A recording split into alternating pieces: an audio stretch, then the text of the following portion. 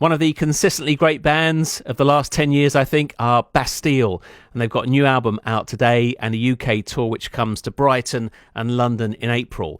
Today, though, Bastille released their latest album, Give Me the Future, and I've been speaking to their drummer, Chris Wood, who lives in Brighton, a.k.a. Woody. Yeah, I've been known as Woody since I was in like year 4. So yeah, Woody. I mean, my wife's called Christina, my brother-in-law's called Chris, my father-in-law's called Chris. So yeah, it saves confusion.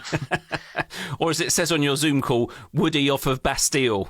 Yeah, for my full legal title, yes. Not to be confusing with any other well-known Woodies from Brighton. So how did you end up living in this city? But actually, I was born at the Row in Cookfield. My parents were living in Burgess Hill. As far as I see it, I was kind of born away from home because my family's from Plymouth. Moved down there when I was 3 and grew up there. But then, yeah, kind of moved to London, met the wife, met the band. That all panned out quite well, but I really missed being by the sea. So when we had kids, we moved down this way about 6 years ago now.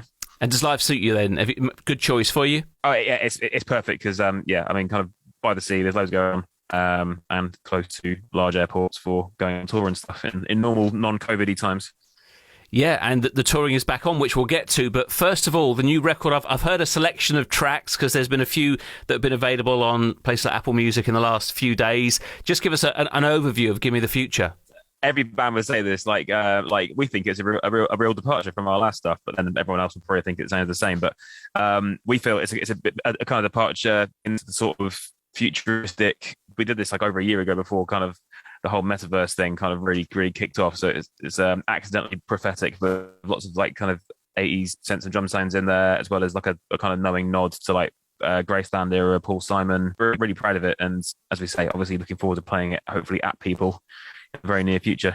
Yeah, for sure. I mean, you do have I think a very consistent sound, but also your listing on places like Apple Music or wherever is an alternative band, but you've done collaborations with people who would be more sort of dance artists, be it Marshmello or Craig David. So how does that fit in? How does that work? It's funny as far as like our sort of perception goes, because yeah, like in America, we're very much seen as like alternative, whereas over here we're more like indie pop. It's kind of fun for us kind of existing in these sorts of different lanes. Like for instance, like we get booked for Rock am Ring in Germany, which is like pretty much an out and out rock and metal festival. Yeah. It's always like us and the 1975 tour that get booked to play there, like alongside like Slipknot and Rammstein, which I love. You're like easy listening compared to them. Yeah, perhaps that's the booking. Temporary kind of palate cleanser before the next kind of dose of drop D mentalness. But we're really fortunate in that, like Dan's voice, I think, is quite distinctive. So that gives us license to kind of say jump around genres a little bit, because the second he opens his mouth, everyone knows it's us. You make a really strong point there. That is absolutely true. How important do you think his voice being out front has been to the band? Because it does make the sound pretty instantly recognisable. He hates any sort of attention, believe it or not, being the front man. But like, he's also like a really good singer, and his voice is just literally soundtracked our career. How did you all find each other in the first place? What was the kind of germ that sparked Bastille 10 years ago or so? So when I first moved to London, I was broke, and I was out flying houses for drum lessons. And Dan at the time happened to live about 3 roads away from me. So one of my flyers came through the door. He called me up, and he was doing solo stuff, a lot more abstract, left field, like loop pedal kind of things. And yeah, just called me up thinking I was going to be some old boy, asking if I could recommend him a student to be his drummer. I was like, "No, dude, I'm 22. I'll be in your band." So made it your own. Really. Summer of 2010 was when Bastille kind of like officially formed, and we kind of went from there. Just tell us before we play, because we should get some music on at this point, I think, Chris. Shut Off the Lights, the new single. Tell us about this, because I think for me, this is kind of right on the money for Bastille, this record. Yeah, so you know what? We had a big argument about this song or another song on the record, which is my favourite one, called Back to the Future, as to what should be like this current single. But I was outvoted, but I like absolutely love this song. So yeah, this is the one I said that kind of leans into the kind of Graceland sounding sort of vibe. And yeah, it's just really fun to play. In fact, we played it for the first time. We did a gig for the Music Venue Trust up in Yorkshire. It was a vibe for sure. So bigger rooms to come. It'll hopefully go off. Where I'm sat chatting to you now is the drum studio in my back garden, where I did drums for Shut Off the Lights and a couple of other tracks for the album in here. Wow. So what I can see of it on the Zoom, I can see a cymbal and some business behind you. Yeah, that's better than your average garden shed, though. There's no bikes or like lawnmowers in there. My next door neighbours are absolutely thrilled. I can confirm. I can imagine. That should be a delight for them. They have Bastille's drummer practicing out the bottom of the garden, but I'll leave. They're all pretty tolerant, thankfully. That's good to hear. Right, and you've got some live shows coming up where you are going to play these songs to everyone. Some big venues, some more local ones as well. So tell us what's coming up. First of all, Chalk in Brighton on Saturday week, 12th of February.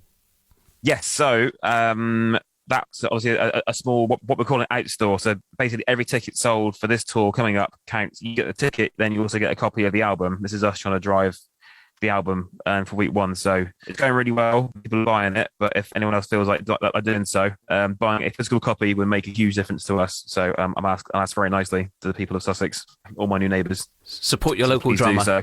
Yeah. This is it, yeah. And then come April time, we've got the full Hammer tour. We're doing Brighton Centre Easter Monday, which will be, actually, that'll be the last night of our UK tour as well. Potentially going to feel a little dusty because I'll have had my hometown show the night before in Plymouth, but we'll see how we go. So somehow you're going to make it from Plymouth to Brighton overnight and then be there on the bank holiday Monday and Easter Monday. Yeah, that's right. Yeah, we'll figure it out. I'm sure you will. And you know, once you've done all the work and you kind of put the finishing touches to a record, how do you feel about it now with probably a bit of distance between when you finally finished it and now? Do you reflect on it? How do you feel once it's all been put to bed, Chris? You know what? I think the distance comes once you're well into touring. Personally, just because at the minute we're spending all our sort of free time, like in my studio, whatever, just kind of keeping all the new songs fresh in practice, because like you don't get that kind of muscle memory from playing it on stage until you're kind of like really well into it, and then you can see people's reaction to it and how it all works out live. Away from kind of your core making albums and singles, I've got to mention the song you did for the John Lewis Christmas ads in 2020, because, you know, they could have asked anybody, but they got in contact with you, I guess. I don't suppose you offered yourselves up for that. And how do you feel about that? Any reservations before doing it as a band, and how the whole thing turned out? I mean, I can't go into the specifics, but it was relatively last minute. But it's such an iconic event, isn't it? Every Christmas. So to be invited to do that was massive, and yeah, just completely surreal doing things like that, or doing a song with Craig David or something. Then you end up in a Craig David video, something you never really think is going to happen. You're suddenly there on set. Any plans to cover any more REO Speedwagon? Great band from the 80s, love them. We are definitely overdue a mixtape, so never say never.